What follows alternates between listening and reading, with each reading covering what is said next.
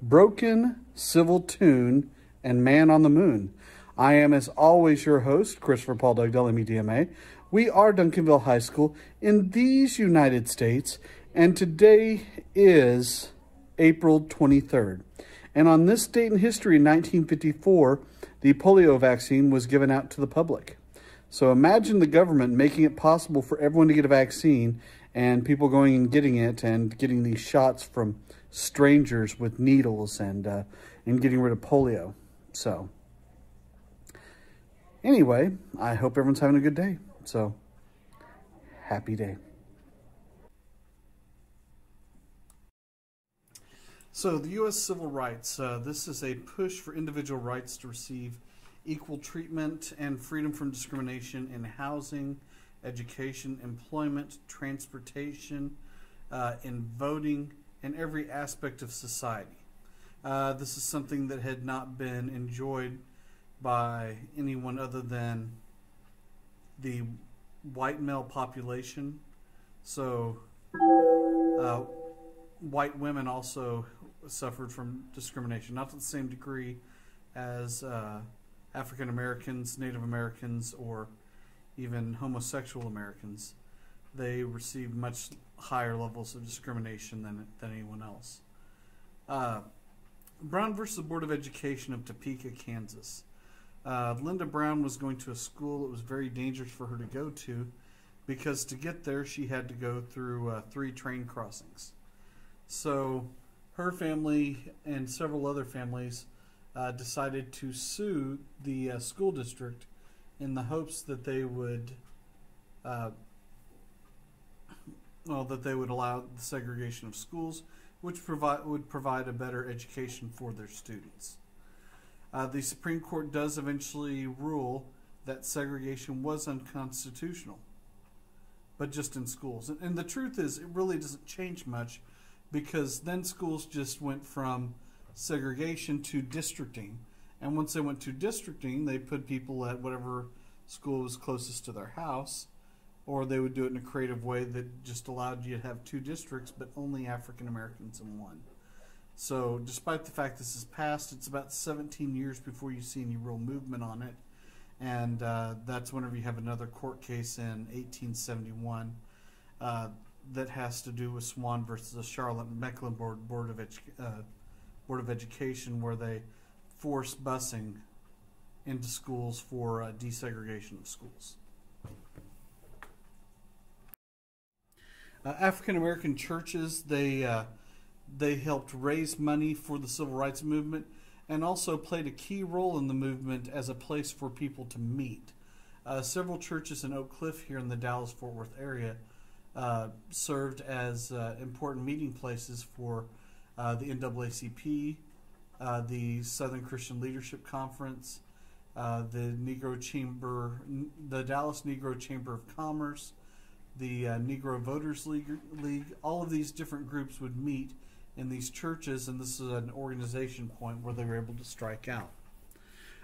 The Southern Christian Leadership Conference was a Christian organization, and it was led by Dr. Reverend Martin Luther King Jr. This is a man who believed in nonviolent passive resistance, and he followed the lead of people like Gandhi, and a lot of other people followed the same discipline to fight for civil rights. And a lot of this comes from Henry David Thoreau's article on civil disobedience. One of the crowning moments of the civil rights movement in the United States was the March on Washington in November of 1963.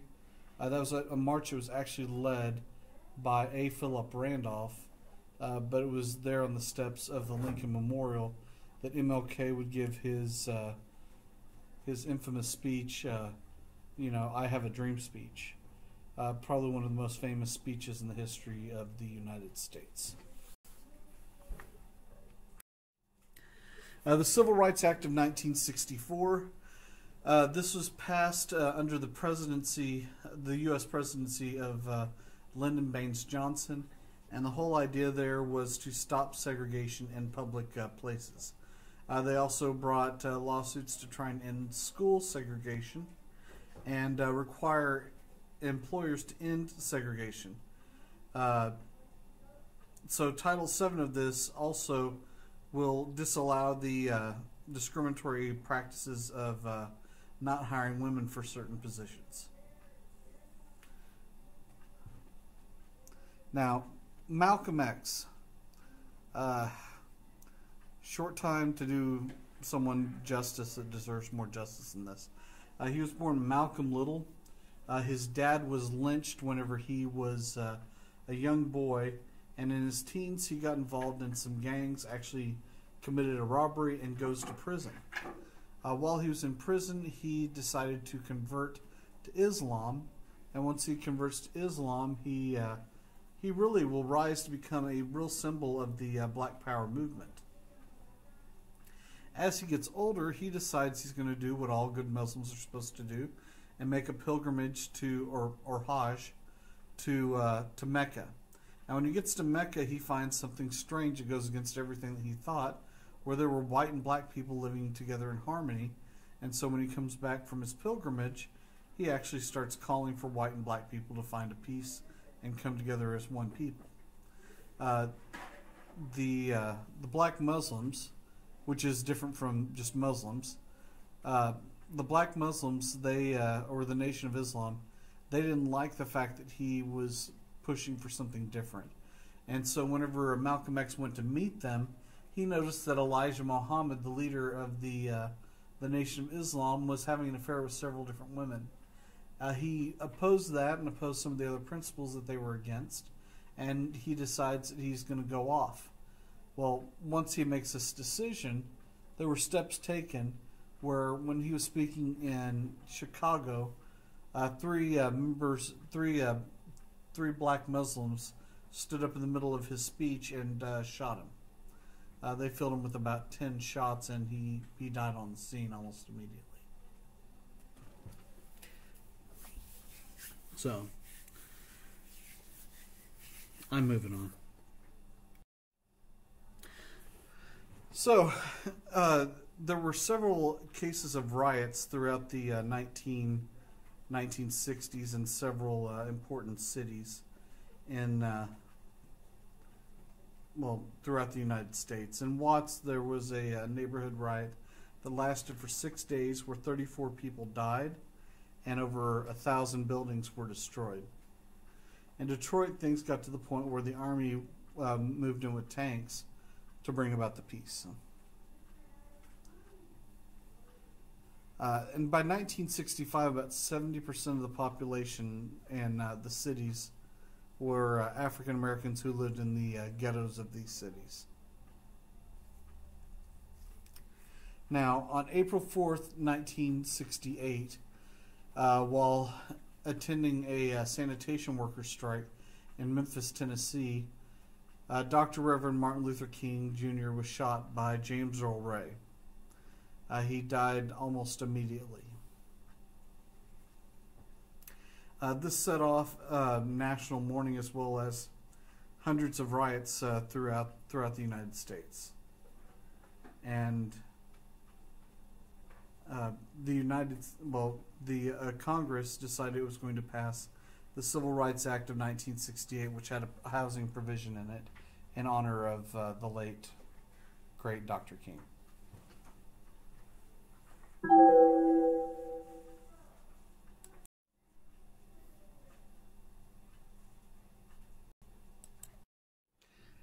Meanwhile, in Western Europe, West Germany had rearmed and joined NATO in 1955. The U.S. still was doing most of their defense, and to this day still maintains a large number of Air Force bases, naval bases, and Army bases throughout the country. One of the strangest things is to go into the mountains and find a naval base in the mountains. Naval base is supposed to be there for ships, but in the mountains? Seriously? Explain that to me. Eventually, they will serve as the banker for the European Union. Anyway, we're talking about West Germany still. Okay, so Konrad Adenauer, he leads a group called the Christian Democratic Party, and they really push a lot towards a U.S.-based economy, a laissez-faire economy. Okay, Konrad Adenauer is actually the first chancellor of West Germany. And he served in that position for about 14 years. Ludwig Erhard, he was the economic minister behind Germany's economic miracle. And in such a short period of time, West Germany goes from a country in shambles to the strongest economy in Europe.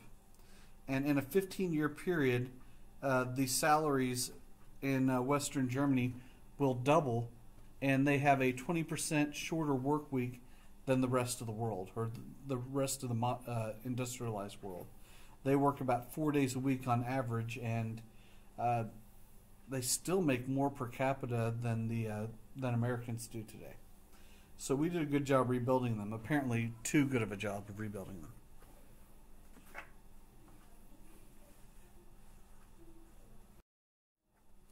Now, in Canada, let's look at what's going on in Canada. You have a lot of stability between 1968 and 1984 when the Prime Minister of Canada is Pierre Trudeau.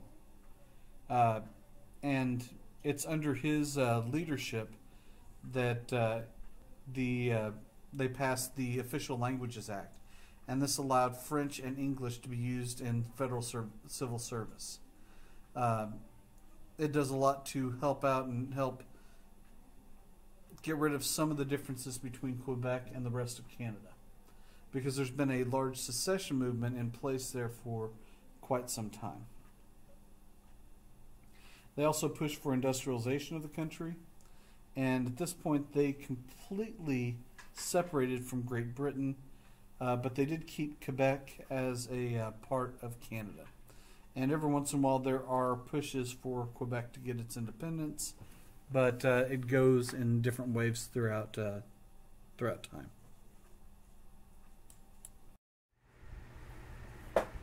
The Cuban Missile Crisis. This is the closest that the world has ever come to complete and total destruction. U.S. spy planes had found that there were nuclear missiles in long-range nuclear missiles in Cuba. These are nuclear missiles that could be launched, and within about 20 minutes they could hit Florida. Within about 30 minutes they could hit as far away as Washington or Dallas, and within an hour they could hit almost any place in the United States except for the state of Washington and Oregon. JFK put a blockade around Cuba, and he threatened massive retaliation, which means that we would launch every one of our nuclear weapons if the Soviets did anything. So for 13 days we were on the brink of complete and total annihilation. And Americans knew it. Americans knew that, it was going to be a short period of time before everyone was dead. War was averted because of three major actions. Number one, the U.S. did not invade Cuba. Number two, the U.S. removed our missiles from Turkey. Turkey is closer to the Soviet Union than Cuba is to the United States, believe it or not. And number three, the Soviets removed their missiles from Cuba.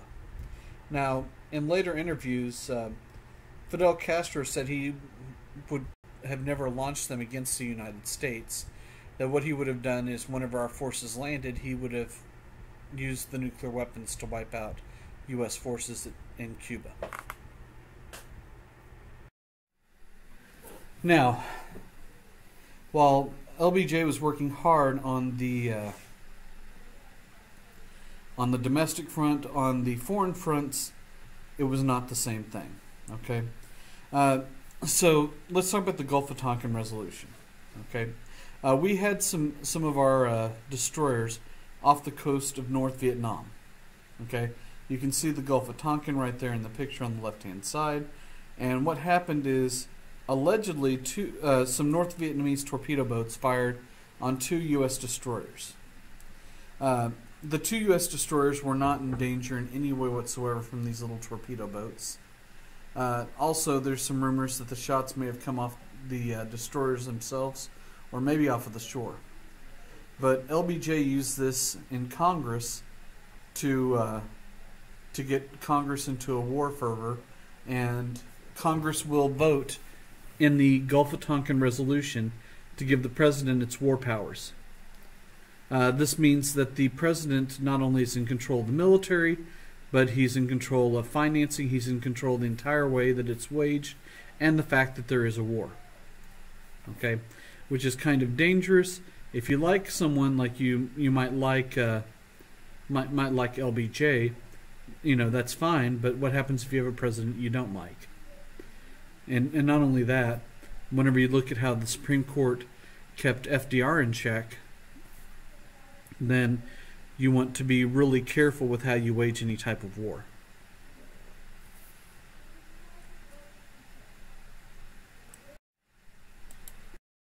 Leonid Brezhnev, okay, he takes over after Khrushchev is forced to step down.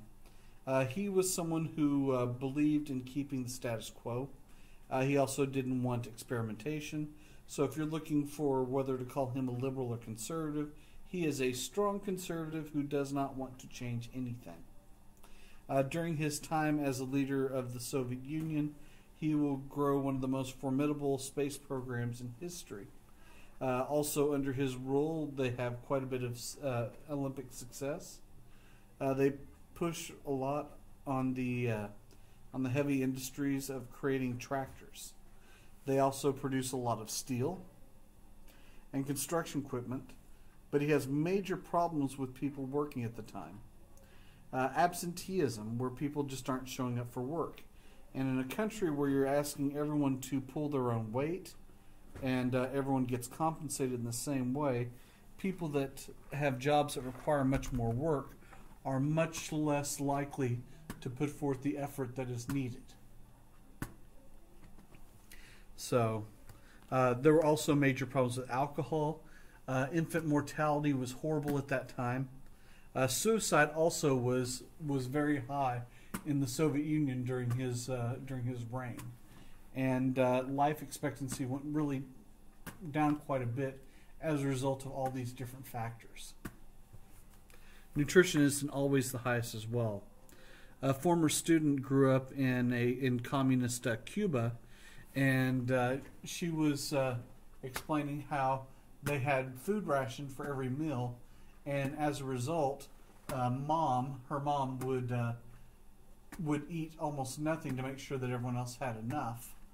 And as soon as she moved over here to the United States, she just went crazy and ate everything. I won't say who that person is because she said it made her mom a very, very large person. I think she meant fat, but don't quote me. The Chinese Red Guards, okay? These are unhappy revolutionists in China who went around and they punished anyone that was trying to make money for themselves. And by punish, I mean execute. Okay? They didn't publish unless they were just listing people that they killed. That's not normally common. They did this from 66 to 76. They try and get rid of all of the old ideas, old culture, old traditions, habits. They destroy symbols from the past. A lot of temples were destroyed at this time period. Foreign books, jazz records. And this is part of Mao's plan for a permanent revolution. He thought, well, if you look at really what Karl Marx was calling for, he was saying that life is basically a continuous struggle, and that you should always be struggling as part of life. Okay? It makes you stronger. So, in some ways, you might call this a mini survival of the fittest. The Six-Day War, June 1967. So Israel was created out of part of Palestine, okay, which meant that Israelis and Palestinians lived side by side, and this land was kind of taken away from the Palestinians since Britain controlled it at the time, okay.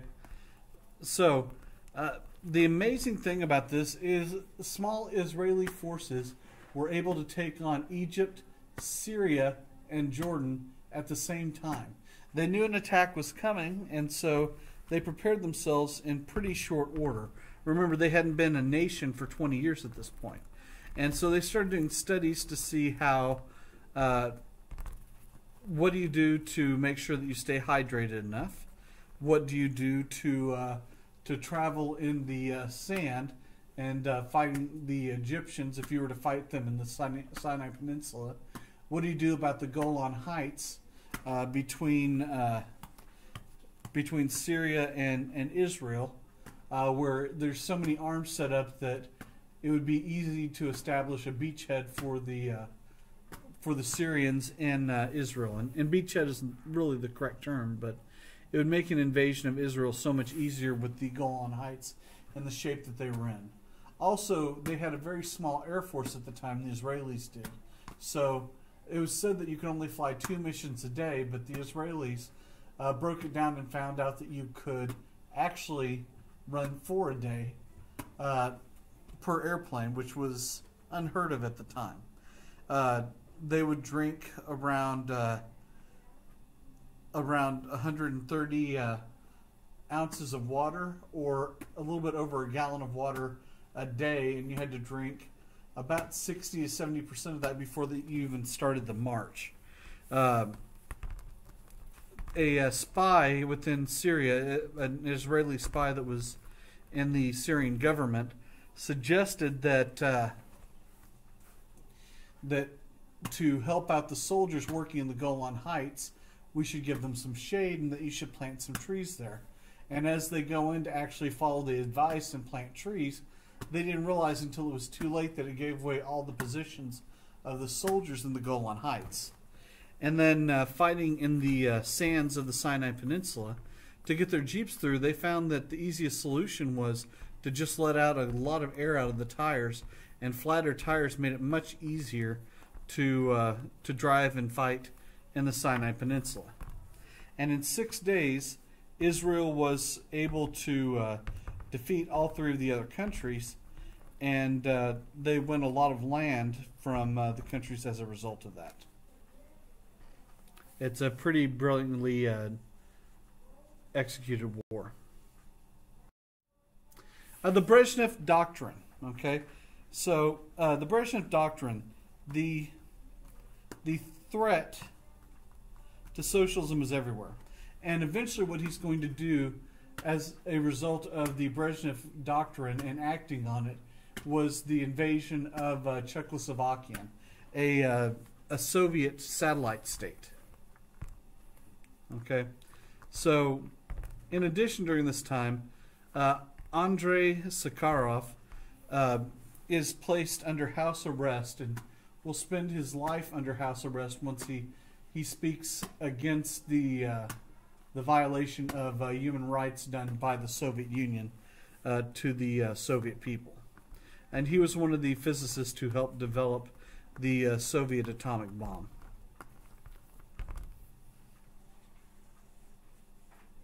And more words. Okay, the Prague Spring.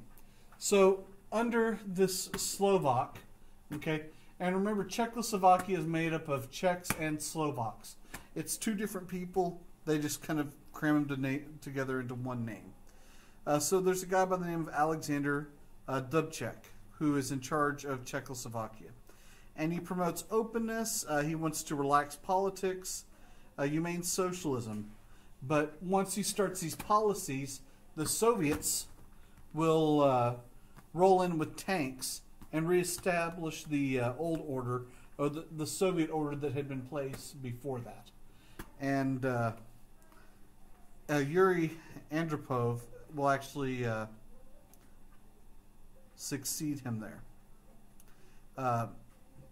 And he was the former head of the KGB, or Secret Service.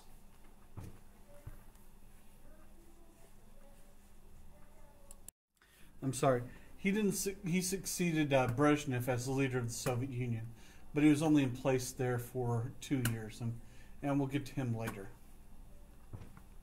Well, actually, his successor is far more important than Yuri was at any point, And we're talking about Mikhail Gorbachev as the person that takes over for him.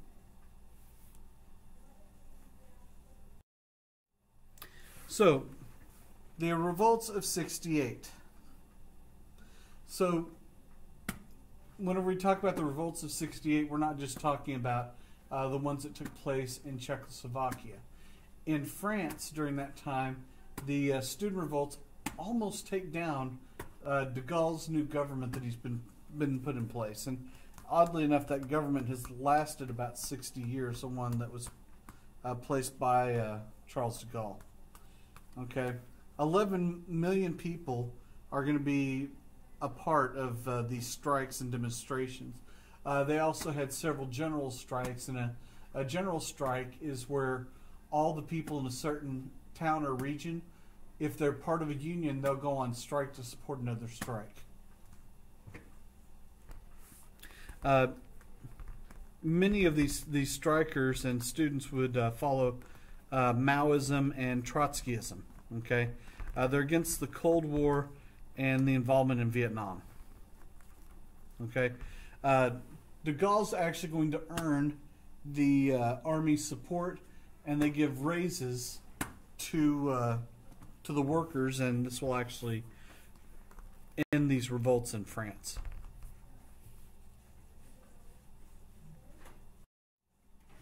Okay, so in the United States, things were going sideways as well.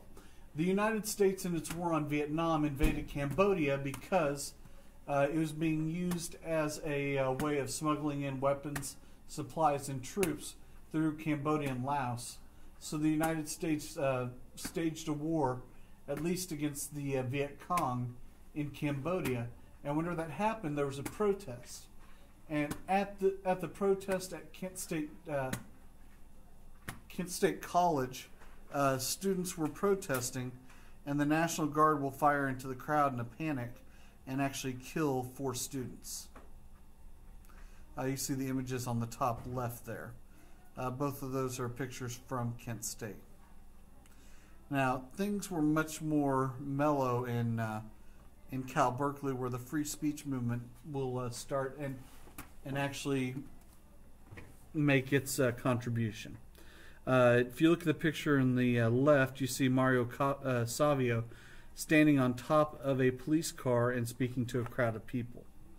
They were actually stopped on the Cal Berkeley campus, passing out brochures and trying to assemble to talk against the war. And eventually what happens is Mario Savio will lead a sit-in of more than 700 students, and this will actually stop all the classes at Cal Berkeley for 2 days. Eventually they are arrested, and the Supreme Court will make the following decision, that it supports the students' right to speech and assembly on campus.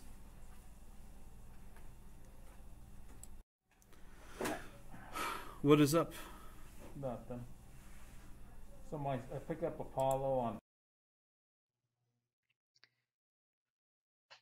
July 21st, 1969, a pivotal date in U.S. history, especially for people my generation. Many people from my generation dreamed of being astronauts and to do some of the great things like the members of the of Gemini and Mercury programs and of Apollo. And on July 21st, 1969, Neil Armstrong was the first man to walk on the moon. He said, "One small step for man, one giant leap for mankind." I personally believe that the moon landing was real. If you don't, that's cool. But if it's on the test, this is what the question would be, or this at least is what the answer would be. Willy Brandt, he was the prime minister of West Germany from 69 to 74. And he was seen as a socialist chancellor, and he has a policy called Ostpolitik. Okay, he opened up the East to improve relations between East Germany and the Soviet Union. So he started trading with them, and there was a lot of pushback, but it slowly starts to improve relations between the two halves of Germany. Some type of step had to be made to start to bridge that gap.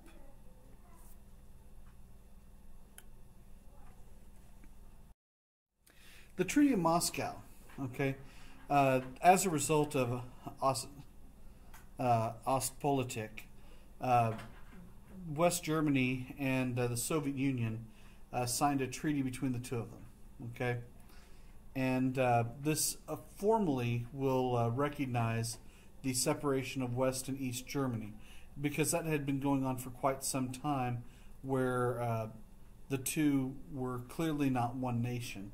And so, I mean, but the eastern part of Germany was not recognized until this treaty was signed. So West Germany had kind of been seen as the only and the true Germany.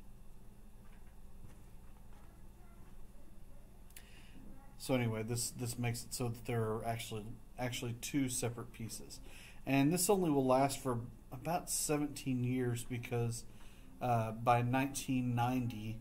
The two Germanys will be united into one nation.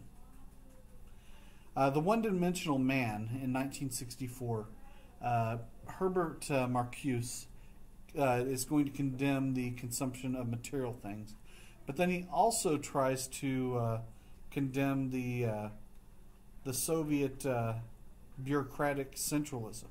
Okay, so he found both policies to be lacking, and he tried to start a revolution that was ultimately stopped by the police.